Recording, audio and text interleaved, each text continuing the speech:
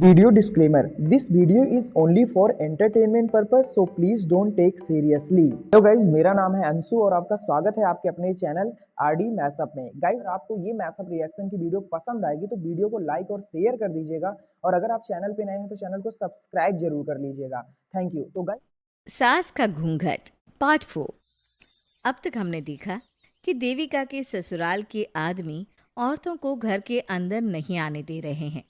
देविका उन्हें पुलिस में जाने की धमकी देती है, जिससे पूरे गांव में अफरा तफरी मच जाती है। तभी गांव का एक आदमी सरपंच को बुलाकर ले आता है। सरपंच उनके घर के बाहर का नज़ारा देखकर कहते हैं, जोगिंदर जी, ये आपके घर की औरतों ने कैसा हंगामा मचा रखा है। आपका घर तो संस्कारों की मिसाल था, लेकिन ये मैं क्या देख रहा हूँ, आपके घर की किसी औरत ने घूंघट नहीं कर रखा। सरपंच जी, हमारे घर की औरतों को इस देविका ने बहकाया है। हमने पहले ही इन सबको चेतावनी दी थी कि अगर ये घर से बाहर गई तो हम इन्हें घर में नहीं आने देंगे। अब ये देविका हमें धमकी दे रही है कि पुलिस को बुलाएगी। क्या पुलिस? इस गांव का बरसों पुराना इतिहास रहा है। इस गांव में कभी पुलिस नहीं आई। गांव के सभी फैसले हमने मिलजुल कर किए हैं। जोगिंदर, तुम्हारे घर का फैसला पंचायत करेगी। सरपंच जी, आपने ठीक कहा। पंचायत दोनों तरफ की बातें सुने और जो भी फैसला पंचायत करेगी वो हमें मंजूर होगा।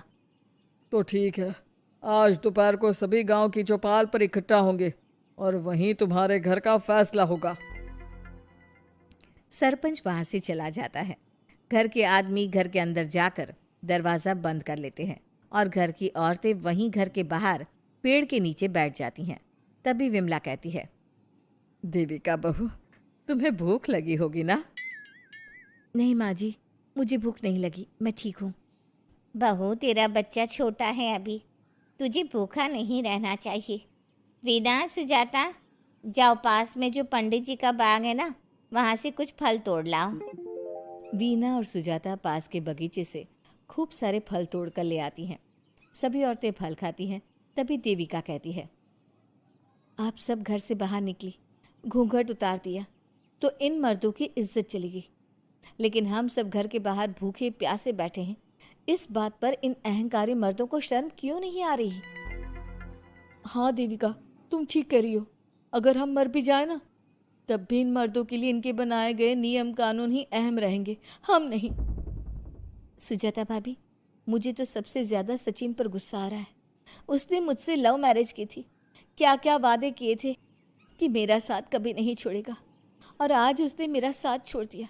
अपने बच्चे को एक बार भी नहीं देखा उसने। देविका, वो शुरू से ही ना डरपोक रहा है, लेकिन इन सारी बातों को छोड़ो।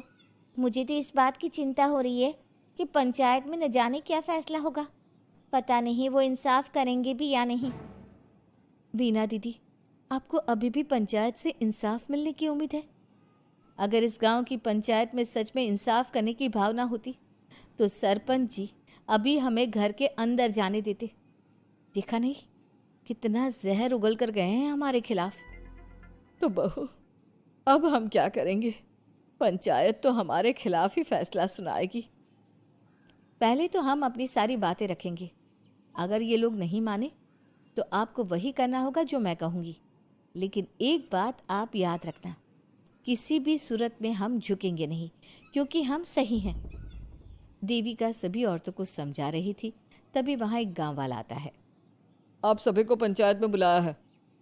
उस गांव वाले की बात सुनकर सभी औरतें पंचायत में पहुंचती हैं। वो देखती हैं कि उस पंचायत में सारा गांव इकट्ठा हो गया है। बहुत सारी औरतें लंबे लंबे घूंघट करके वहां आई हुई हैं।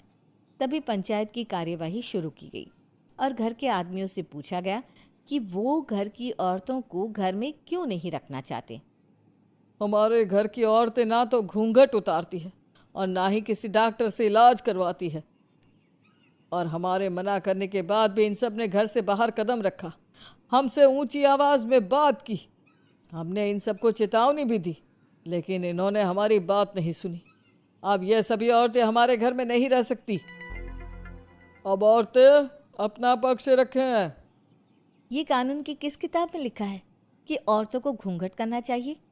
और अगर मेरे ससुराल की औरतें मुझे डॉक्टर के पास ना लेकर जाती तो ना मेरा बच्चा जिंदा बचता और ना ही मैं।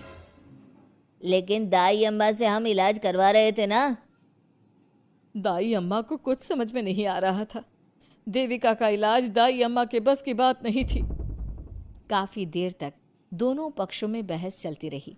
दोनों एक दूसरे पर आरोप प्रत्यारोप लगाते रहे, लेकिन दोनों पक्षों की बात सुनने के बाद पंचायत ने जो फैसला लिया उसके लिए तो देविका पहले से ही तैयार थी।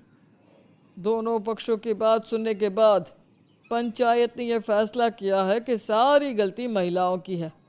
अगर वो अपने अपने पतियों से माफ़ी मांग लेती है और वादा करती है कि भविष्य में कभी ऐसी गलती नहीं दोहराएंगी, तो वो घर के अंदर प्रवेश कर सकती हैं। हमें पंचायत का फैसला मंजूर नहीं है। हमने कोई गलती नहीं की जो हम माफ़ी मांगे। और किस बात का वादा करें हम? हमने देविका की जान बचाई है, तो आप हमसे भविष्य में किसी की जान न बचाने का वादा ले रहे हैं क्या? अगर तुम्हें पंचायत का फैसला मंजूर नहीं है तो तुम सबको घर में नहीं पुरानी हवेली में रहना होगा, जो अब खंडहर बन चुकी है। यह खंडहर तुम्हारे घर के सामने ही है। सरपंच जी, आपका फैसला सही नहीं है। एक बार और सोच लीजिए इस फैसले के बारे में। ओ शहर की छोरी, 4 किताबें क्या पढ़ ली, हमें सही गलत का पाठ पढ़ाएगी? तुझे पता नहीं कि पंचायत का फैसला यहाँ सदियों से चलता आया है और लोग उसी को मानते आए हैं। अच्छी तरह जानती हूँ सरपंच जी। अगर मैं चाहूँ तो आपके इस फैसले को कोर्ट की चौखट तक ले जा सकती हूँ। पुलिस को बुलाकर अभी घर के अंदर जा सकती हूँ।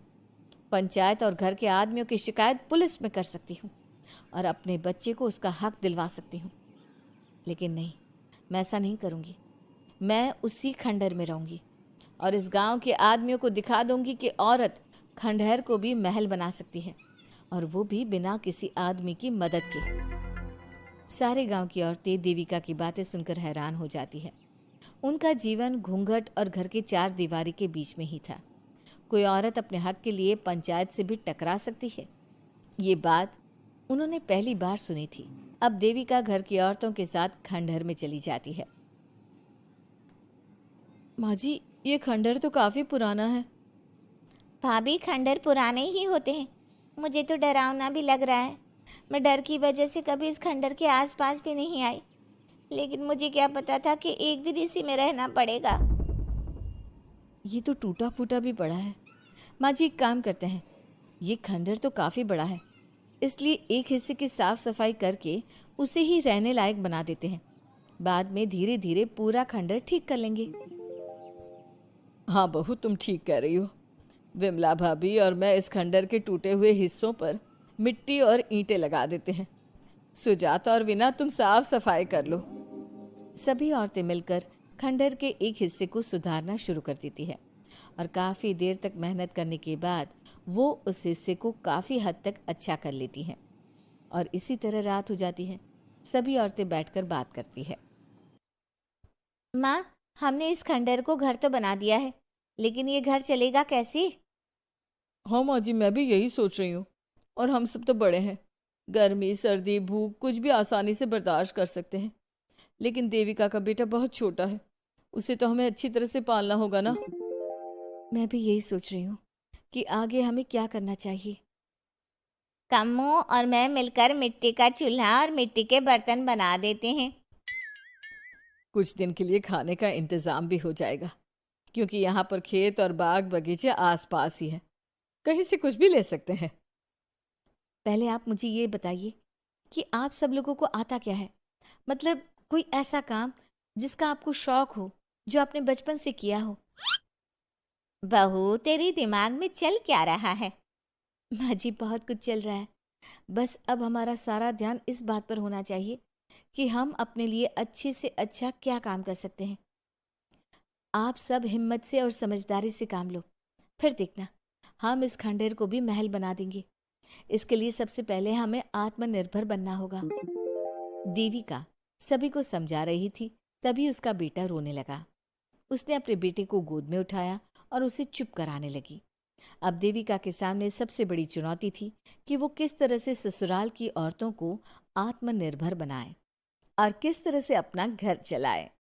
हमारे प्यारे दर्शकों, अब आप बताइए देविका और घर की सभी औरतों ने अपने पतियों से माफी ना मांगकर सही किया या गलत? क्या उनका खंडहर में रहने का फैसला सही था? अब देविका को क्या कदम उठाना चाहिए, हमें कमेंट में ज़रूर बताना। हमारी कहानी को लाइक, शेयर और चैनल को सब्सक्राइब करना मत भूलना।